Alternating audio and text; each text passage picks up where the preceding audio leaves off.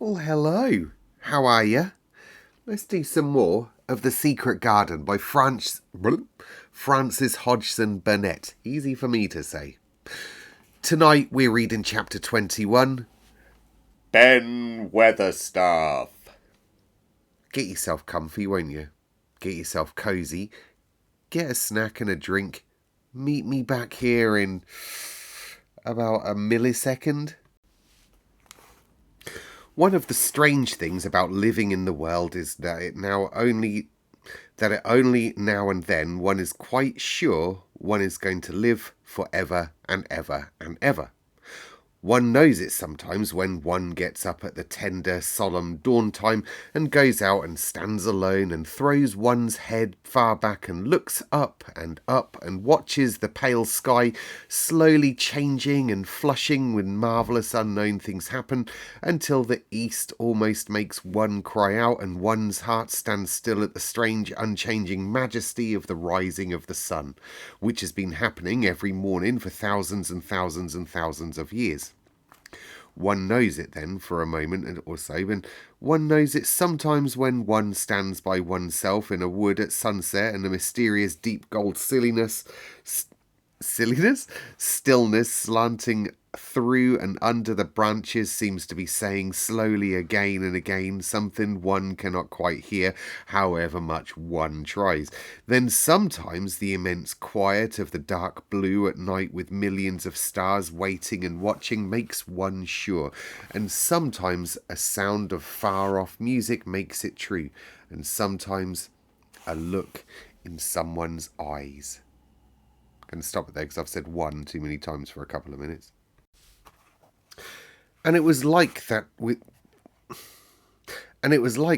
Colin when he first saw and heard and felt the springtime inside the four high walls of a hidden garden. That afternoon the whole world seemed to devote itself to being perfect and radiantly beautiful and kind to one boy. Perhaps out of pure heavenly goodness the spring came and crowded everything it possibly could into that one place. More than once Dickon paused in what he was doing and stood still with a sort of growing wonder in his eyes, shaking his head softly. It is gradely, he said. I'm 12 going on 13, and there's a lot of afternoons in 13 years, but seems to me like I never seed one as gradely as this here. Aye, said Mary, it is a gradely one, and she sighed for mere joy. I'll warrant it's the gradeliest one as ever was in this world. Does thou think, said Colin with dreamy carefulness, as happen it was made loike this here all o' purpose for me? My word, cried Mary admiringly, that there is a bit of good Yorkshire. That shaping first rate, that. And delight reigned. They drew the chair under the plum tree, which was snow white with blossoms and musical with bees. It was like a king's canopy, a fairy king's. There were flowering cherry trees near and apple trees whose buds were pink and white, and here and there one had burst open wide. Between the blossoming branches of the canopy, bits of blue sky looked down like wonderful eyes. Mary and Dickon worked a little here and there, and Colin watched them. They brought him things to look at. Buds which were opening, buds which were tight closed, bits of twig whose leaves were just showing green, the feather of a woodpecker which had dropped on the grass, the empty shell of some bird early hatched. Dickon pushed the chair slowly round and round the garden, stopping every other moment to let him look at wonders springing out of the earth or trailing down from trees. It was like being taken in state round the country of a magic king and queen and shown all the mysterious riches it contained. I wonder if we shall see the robin, said Colin. Thou'll see him oftener now after a bit, answered Dickon. When the eggs hatches out, the little chap, he'll be kept so busy it'll make his head swim. Thou'll see him flying backward and forward, carrying worms nigh as big as himself, and that much noise going on in t' nest when he gets back there, as fair flusters him so he scarce knows what big mouth to drop first piece in. and gaping beaks and squawks on every side. Mother says, as when she sees the worker robin, as to keep them gaping beaks filled, she feels like she were a lady with nothing to do. She says she seen the little chaps when it seemed like the sweat must be dropping off 'em, though folk can't see the sweat. This made them giggle so delightedly that they were obliged to cover their mouths with their hands, remembering that they must not be heard.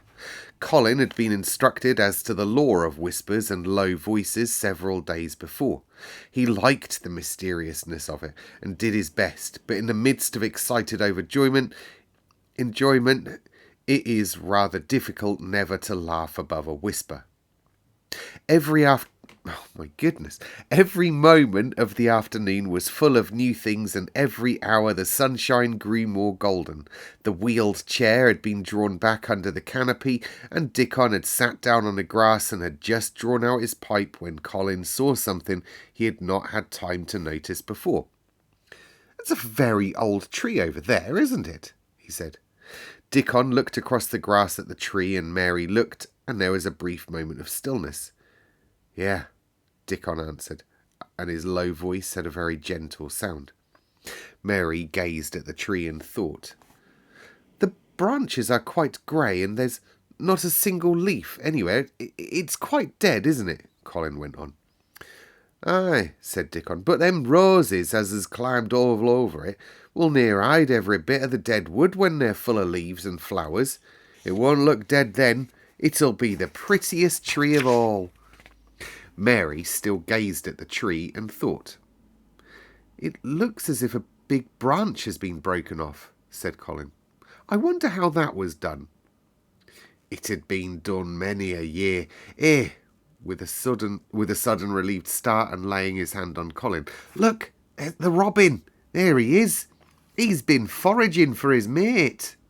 Colin was almost too late, but he just caught sight of him and the flash of red-breasted bird with something in his beak.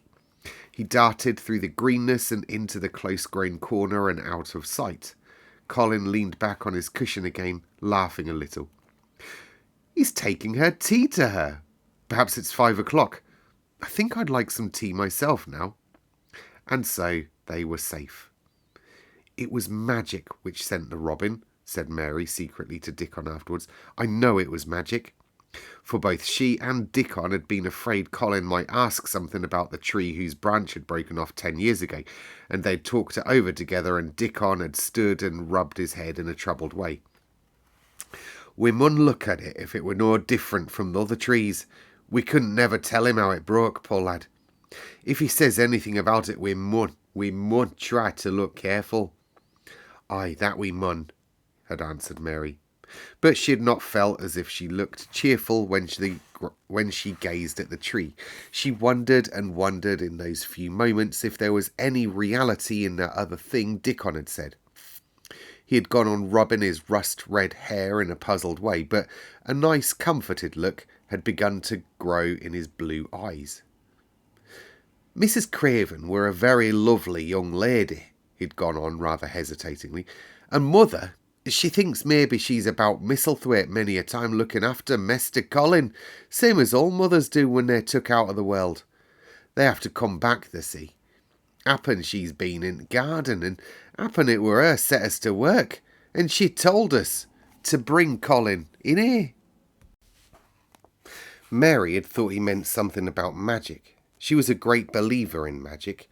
Secretly, she quite believed that Dickon worked magic, of course, good magic, on anything that was near him, and that was why people liked him so much, and wild creatures knew he was their friend. She wondered indeed if it were not possible that his gift had brought the robin just at the right moment when Colin asked that dangerous question. She felt that his magic was working all the afternoon and making Colin look an entirely different boy. It did not seem possible that he could be the crazy creature who had screamed and beaten and bitten his pillow. Even his ivory whiteness seemed to change. The faint glow of colour which had shown on his face and neck and hands when he first got inside the garden really never quite died away. He looked as if he were made of flesh instead of ivory or wax. They saw the robin carry food to his mate 2 or 3 times, and it was so suggestive of afternoon tea that Colin felt they must have some. "Go and make one of the men servants bring some in a basket to the rhododendron walk," he said. "Then you and Dickon can bring it in here." It was an agreeable idea, easily carried out, and when the white cloth was spread upon the grass, with hot tea and buttered toast and crumpets, a delightfully hungry meal was eaten, and several birds on domestic errands paused to inquire what was going on, and were led into investigating crumbs with great activity.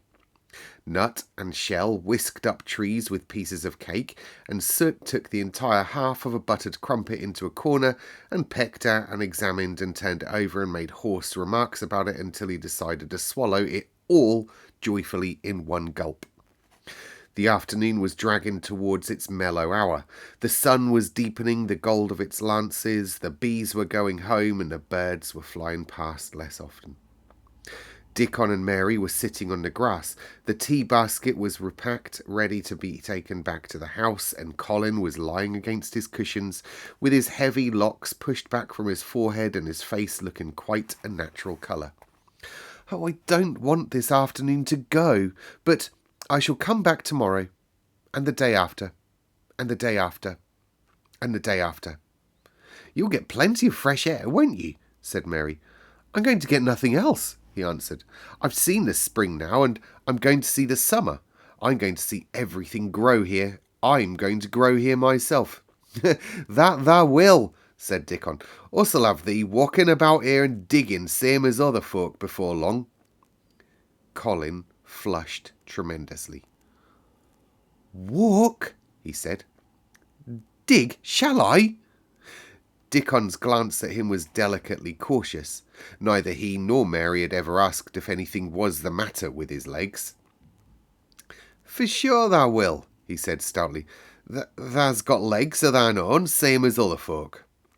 Mary was rather frightened until she heard Colin's answer. "Well, nothing really ails them, but they are so thin and weak. They shake so that I'm afraid to try to stand on them." Both Mary and Dickon drew a relieved breath. "When thou stops being afraid to stand on them, and thou stop being afraid in a bit." "I shall," said Colin, and he lay still as if he were wondering about things. They were really very quiet for a little while. The sun was dropping lower. It was that hour when everything stills itself, and they really had a busy and exciting afternoon. Colin looked as if he were resting luxuriously. Even the creatures had ceased moving about and had drawn together and were resting near them. Soot had perched on a low branch and drawn up one leg and dropped the grey film drowsily over his eyes. Mary privately thought he looked as if he might snore in a minute.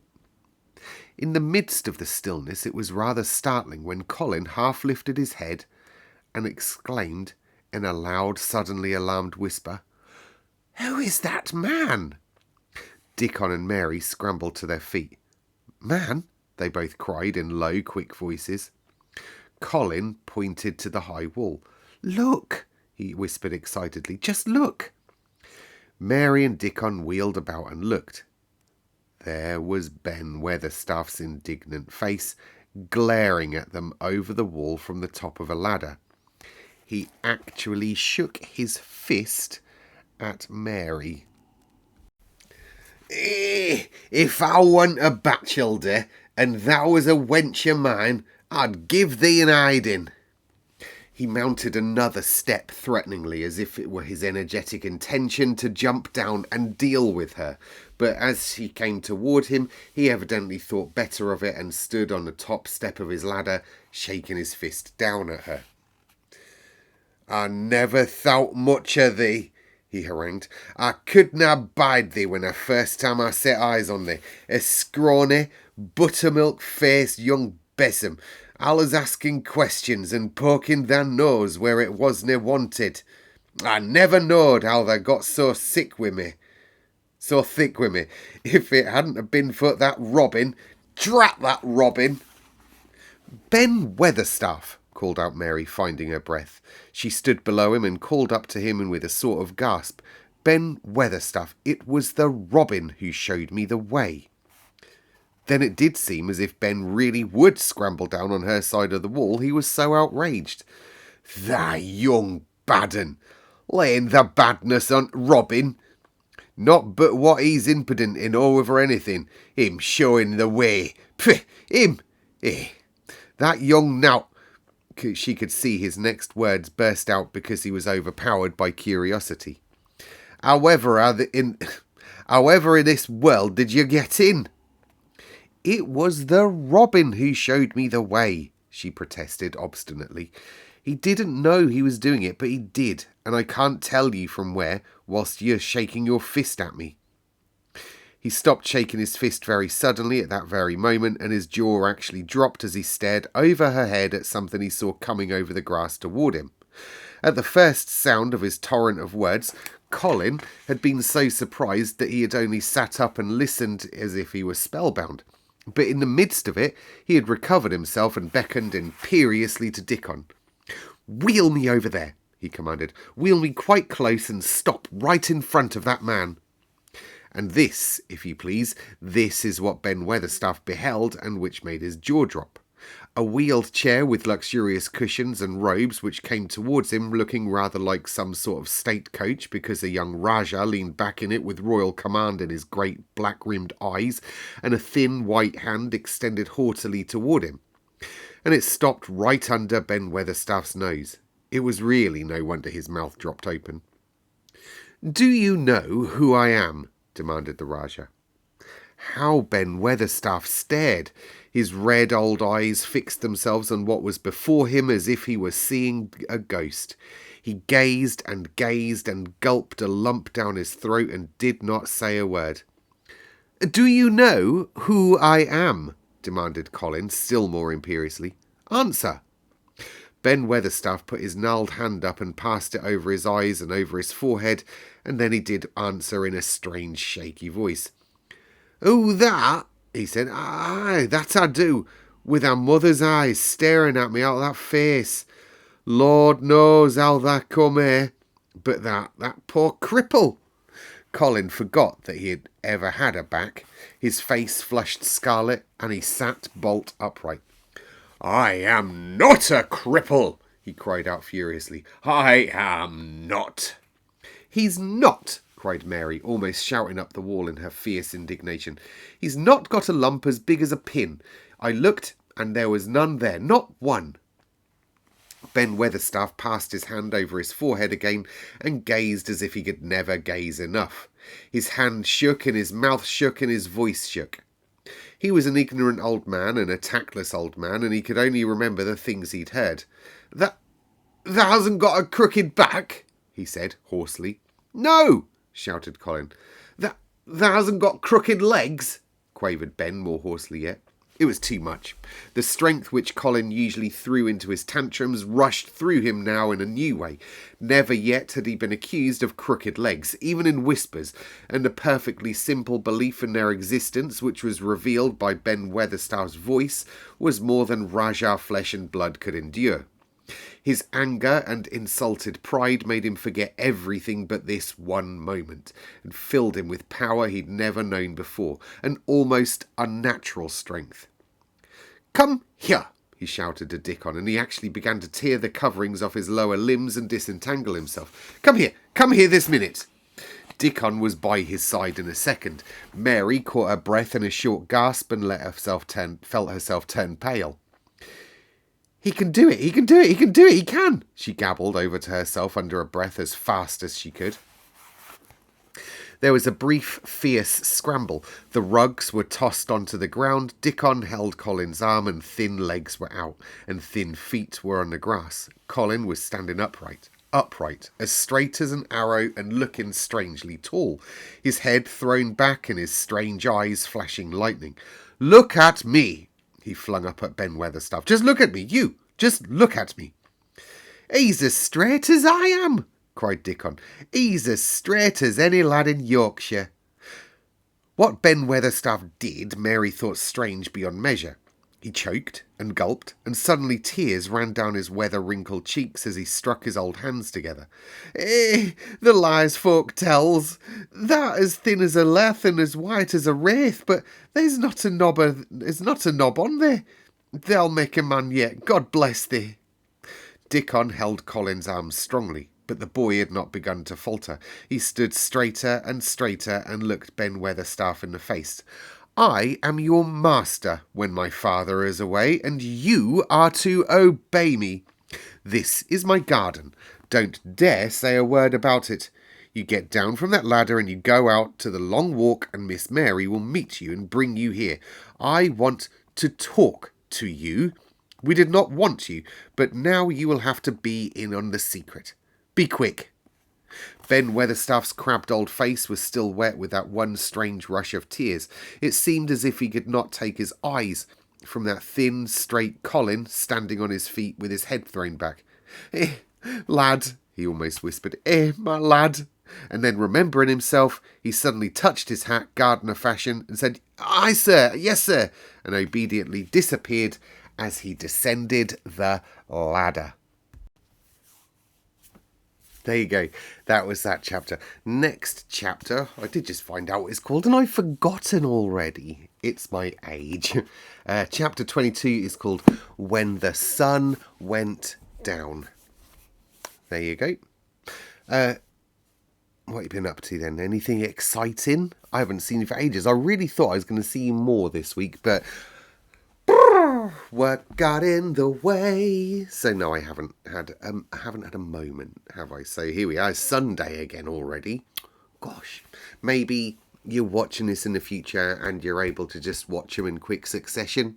Like I said before, in the old days, I used to record a chapter every single night. I don't know how I did it. But now it's becoming like maybe once a week. But yeah, so I'm sorry those people who are watching it as I upload and you're sitting there waiting. I don't even have a routine at the moment, so I am sorry about that. I know that's not on. I will get into the role of things soon, I promise. What have we got? We've got 2 weeks left at school till we get a week off. So in that week off, perhaps I'll just do like rattle some out. I don't know. We'll see how it is, won't we? We'll see how it is. What have I done this weekend? Not a lot, actually. Not a lot. Friday night, I watched wrestling before I went to bed. That was what I did, wrestling with some snaggy snacks on the couch downstairs. Then there was like a main event thing yesterday, so I watched that as well last night. No snacky snacks that time though. Something very exciting that I did with the old Chat GPT. Other AI fake friends are available when you're lonely like me. With the old Chat GPT, I without kind of giving it too much information about me, because you don't do that. All right, they're not actually a friend. Like, even though it feels like it's nice to have someone to talk to sometimes, they're not actually your friend. So don't be giving them too much personal info. All right. But yeah, I've been kind of feeding it stuff to get to know me at the moment, you know, like my personality, I suppose. And yesterday's job, such an exciting job. I got every single one of my books, and there's a lot, and just kind of. That's me taking a photo. It's not things exploding in my hands. Ooh, gosh, that didn't look good, did it? That doesn't even work. Taking photos of the front cover of all of my books is what I did. And then what ChatGPT, my best friend, has done is kind of plot out shelves for me in my library. I don't have a library. I keep most of my books in a drawer under my bed. But it kind of maps out different parts of my personality. Amazing. I love it. So yeah, that's what I did. It knows me well now. It knows me well. So yep. It's coming round for a drink next week. Dear. Today, that face was because I got something exciting to tell you, but this bit first. Today, I did some baking. I was going to record. I used to record baking things for the old channel. But I was going to record it today, but I didn't know how I was going to do, and I didn't want to go and record it if it just made me look like a buffoon, so I didn't record it. I made, and I've kept it on my phone screen here just so I can tell you, I made a clafouti, or as I was calling it, clafoutis.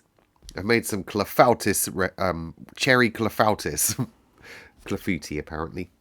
So yeah, I made that, but I baked it, and apparently you have to eat it straight away. I baked it so that like it could be eaten as a dessert, a pudding, if you will, an autumnal pudding.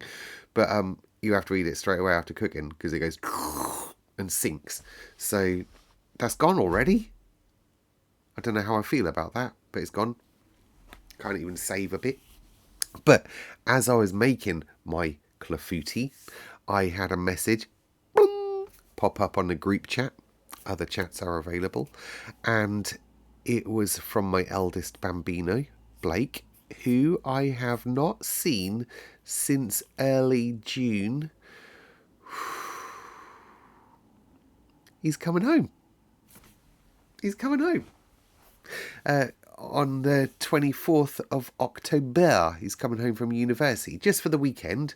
But that's when like my school holiday starts. And yeah, he's coming home on the Friday and going back on the Monday. How my heart leapt. I'm so excited. Like, we don't even really FaceTime anymore. He's just a busy lad. He's in love, young love and all that business. And and he works as well in a well-known place with golden arches. So his shifts are always like not useful for, yeah. So we never kind of coincide for phone calls or anything anymore. But he's coming home for an entire weekend. So yeah, that lifted my spirits like you wouldn't believe. So that's good news. What else has happened today? Bo is packing up, ready for another Duke of Edinburgh expedition. It's going to be a chilly one this time. Last time they did it, it was summer. Now, poof, it's like it's mid to end October. So, is it? Is mid-October. So yeah, he's going to be chilly. That's this week. He's going on that. Ooh, I don't envy him at all. I don't think I've got anything else exciting to tell you. No. All right. Let me know though. Tell me below what you've been up to. I kind of miss you all. So we have an Instagram. Which I think I put in the description. I'll tell you what the Instagram is called anyway.